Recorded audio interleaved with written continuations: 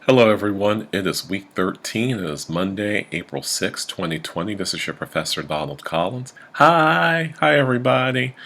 I hope everyone is relatively healthy or actually healthy and safe as we continue doing online teaching and online learning and video and YouTube and Skype and all the other materials I'm trying to use to piece together what normally is 2.5 hour roller coaster ride. So, with all that said, this isn't going to be a long video this week. Among other things, I did my normal announcements like I normally did, but this week, because I'm having to also gear up for the summer and I finally have some sense of how we're planning on doing everything, I'm finally able to sit back and actually write lecture notes, take what I have as handwritten notes and other materials and try to put together something cohesive and coherent.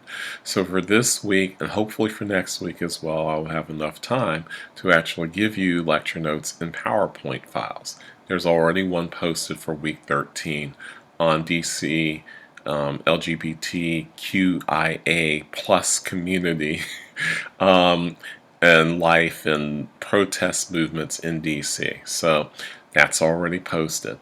I'm going to post with this video an article that looks at not this pandemic, but the previous pandemic to go through the U.S., the Spanish flu pandemic of 1918 and 1919, and how it killed basically 1.7 million people in the United States over a period of 12 to 18 months. How the city of DC actually did go through a partial shutdown in the fall of 2018 and the winter of 2019 as a result of the flu, a more severe form of the flu. So this is not unprecedented. There are also cities that have shut down as a result of the bubonic plague and other things. But I figured it's an interesting article directly on point. Some folks in my field say teach the crisis, right? Like everything should be centered around the crisis. I think you have to find balance between actually finding moments to teach around this moment and also do your job for whatever course you're actually planned on teaching when the semester started. So I'm doing an and both here, right? One of the big themes, of course, of this course is how a lot of things are and both. So there's that. Okay, a few things to go through real quick.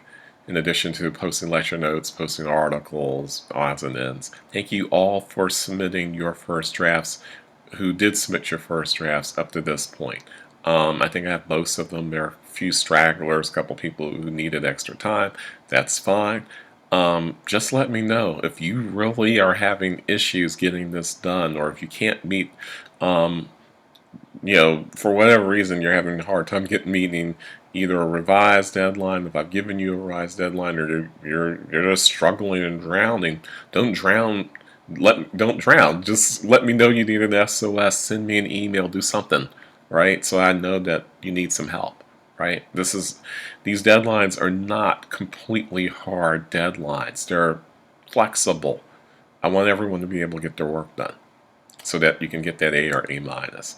So that's the long and short of that. So I will try to get all those things graded by Friday or Saturday at the latest. And by graded, I don't mean an actual grade, I mean qualitative feedback. I'm treating this last segment of the course in terms of assignments as if I were running an upper level ungraded class of qualitative commentary, so that you take those comments, implement them, instead of just looking at the grade like it's gold, I have an A, wow, right, kind of thing. Just actually heed the comments and go, oh, he really wants me to do these 5 things. Okay, I'll just do that so that you can get the A or A minus that I've promised you. That's all. That's all I want you to do. Yep. And that's what I'm going to do on those this week. Provide qualitative feedback. So there's that. You have a reflection due on Friday. It can be personal, it can be related to your project, it can be about the readings and the materials that you've been watching as well, but it shouldn't all, but I'm giving you flexibility around that too. So since no one can go out and go, hey, let me go to a museum right now that's related to DC history and culture, which wouldn't be a good idea anyway, or going to a crab shack, which apparently a lot of people went to over the weekend, down at the wharf in DC, which was probably not a good idea for them either. Last I checked, crabs are not antiviral medication or vaccine, so why were you out there not practicing social distancing? I don't know. So there's that. Um, so as a result, be flexible. I'm being flexible with the reflections as well. So there's that. Okay, so this week is about the history of the LGBT community in DC, the history of LGBT life in DC, history of LGBT movement and use of DC not only as a place to live, but as a site of protest. So that's the main focus for the week. You have a few articles to read. If you somehow have the ability to get a hold of the Lavender Scare documentary that I talked very, very briefly about in the lecture notes, that would be great. I don't have access to it, but that's not what you're supposed to watch anyway.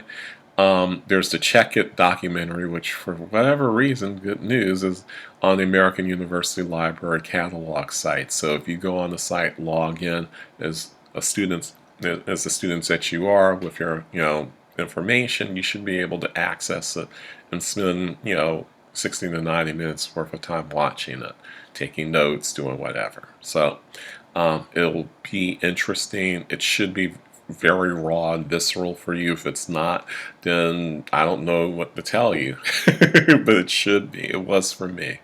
And this is for someone who's actually interacted with the LGBT community around here, with the Black LGBT community, who's done presentations with them, who's actually met folks who've talked about the varied issues that are some extent are in these videos. So there's that.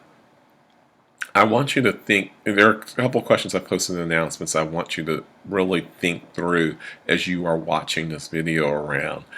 What's different about this than what you would expect from the norm, from what we think is the normal DC LGBTQIA experience around here, or or how the filmmakers tried to sort of frame this whole issue around this gang and how this gang is together on the basis of their sexual orientation and status, and how they're sort of marginalized by the communities that surround them, not just the immediate neighborhood, but DC in general, gallery place, downtown DC, etc.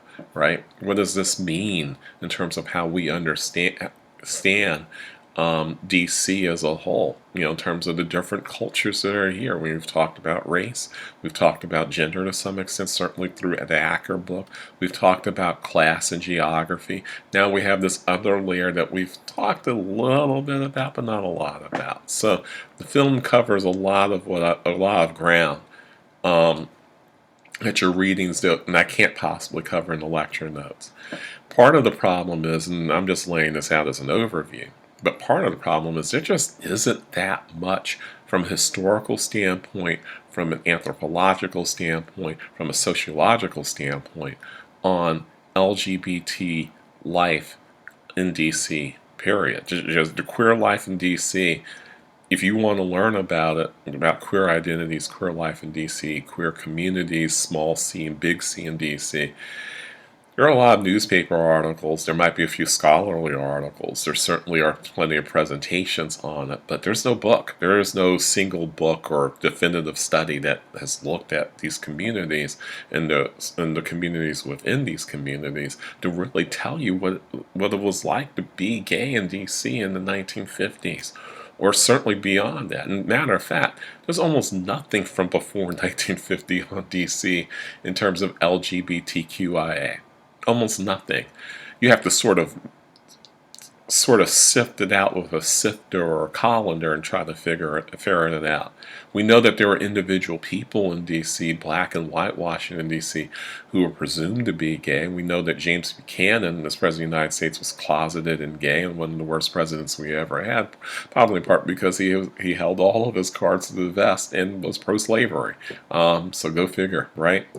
We know for a fact that the black philosopher, one of the proponents of what we now call multiculturalism, Alain Locke, who was a professor at Howard University for 30, 45 years, right? was closeted and gay, and part of the new Negro movement and the Negro arts movement known as the Harlem Renaissance in the 1920s and 30s. That wasn't just located in Harlem, but also located in Black Washington, D.C. as well. We know that there are other people who were definitely in the closet, but definitely also, but made contributions to this small C community. But prior to the 1950s, there's no community per se. There are people who happen to be gay who live in communities that might have known each other, might have gone out, hung out, gone to drag shows, gone to bars, speakeasies in the 20s, or bars in the 30s and 40s, and and had private lives that we have to read diaries in order to find out, but there's just no coherence here. So really the themes break down to this. What's going on in DC starting in the 1950s that leads to the building of small C community in places like DuPont, particularly along the P Street corridor between 14th and 22nd Street, where their first gay bars opened up. Some of them by the 1960s openly gay bars, right? Where there are places where you can shop, where you can hang out, you can get coffee, and so on and so forth. And particularly, 14th, the corridor between 14th and P, roughly to 22nd and P, but especially around DuPont Circle itself. So that would be between 17th and 23rd Street, right? That 6-block radius with some circumference north and south a few blocks up towards headed toward Columbia Heights, and south headed toward K Street. That's where a lot of the community would have hung out, would have done their sort of nightlife, and would have come together as the protest police brutality and harassment, the closing of bars, arresting of folks for being queer, which obviously becomes adopted as a term of endearment and not sort of meaning weird and gay, right? That kind of thing. So all of that, that's part of what, understanding what's going on there and understanding the fact that DC is not this welcoming, oh, it's okay to be gay and lesbian and bisexual and transgender and queer neighborhood. Still not, actually, because, DC is part of the United States. The United States is homophobic. Why would DC be any different, right? If the whole country has a tendency to lean toward the homophobic, why would it be different if you happen to be black versus white? And that's one of the things I want to make sure that we understand here too. That just because there are black folks who are very openly hostile on dropping the F-bomb and all of that other stuff doesn't make them any more homophobic than whites, right? And that comes through in terms of the movement toward pushing for gay rights, was what it was called back in the 60s and 70s, to gay and lesbian rights, to LGBT rights, the LGBTQIA plus rights as we call them today. That whole process starts with white male activists who happen to be gay in the 1960s, with taking the lead, be perfectly honest, with black activists in the life, as they would say, pushing against police brutality, closing of bars, discrimination, being fired from jobs, not being able to provide their partner health care if and when they needed it. And of course that evolves, especially in the 80s with the HIV/AIDS crisis, around health care, around gay marriage, around gay and lesbian and bisexual and other forms of marriage, right? All of that sort of thing evolves with that process. And the DC LGBT communities that live within DC evolves with that, right? But even with that evolution, there's a tendency for folks to be left out, particularly if they happen to not be white and male and affluent, right? The whole stereotype that gays have all this disposable income, and I'm saying gays because that's generally speaking how people say it in the vernacular, or LGBT folk in general have money, because the image of people who happen to be LGBT usually is a white guy. And I'm not saying that to be mean, it's just a fact. if you if you've watched commercials anytime in the last, I don't know, 20 years, I think the rough age of every student in the class is 20. So let's say at least 20 years. You know, I mean, maybe more recently you've seen other kinds of queerness, but the primary focus of queerness happens to be white, male, gay, and affluent. And part of what we're doing for the week with the Check It documentary and with some of the materials is to try to pull out other kinds of queer experiences that aren't gay and white and male, right? And and because partly because it's not the only experience, and partly because even if someone happens to be gay, white, and male, and affluent, that elitism, that whiteness, that maleness causes them to miss other aspects of queerness and the other aspects of suffering and oppression and so on and so forth. And that comes through with some of the other materials I provided for you to read this week as well.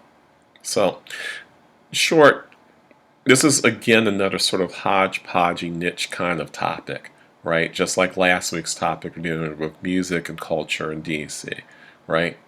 This is about a particular group of people that represents roughly, well, in DC, right, probably in the neighborhood of 15 to 20% of the population. Some people put it as high as 18%.